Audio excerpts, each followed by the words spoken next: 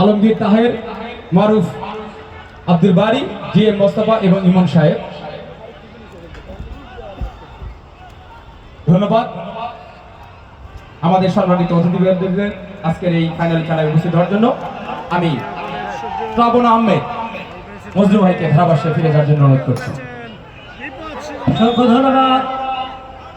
ইতিমধ্যেই দেখলাম আমাদের তরুণের আইডল যিনি যোগ্য পিতার যোগ্য সন্তান, আজকে যিনি আমাদের সম্মানিত অতিথির আসন অলঙ্কৃত করেছেন, আসিফ ফিরাজ রব্বানী, যিনি তরুণদেরকে নিয়ে কাজ করছেন, বিশেষ করে শেরপুরের পথ হারা যুবকদেরকে নিয়ে যিনি কাজ করছেন এবং শেরপুর উপজেলাকে এবং শেরপুর ধনুট উপজেলাকে নিয়ে যারা কাজ করছেন, আমরা তাদেরকে শুভকামনা ব্যক্ত করছি।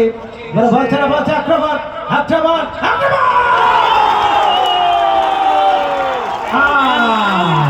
খৈরুল ফুটবল একাদশ আরেকটি গোল করে তাদের জয়ের পাল্লা ভারী করলেন। বলতে বলতে আরেকটি গোল। 30 নম্বর জার্সি নীরব, থাইল্যান্ড ক্লাব নাম নীরব কিন্তু গৃহ ঘাতক হয়ে গেলেন।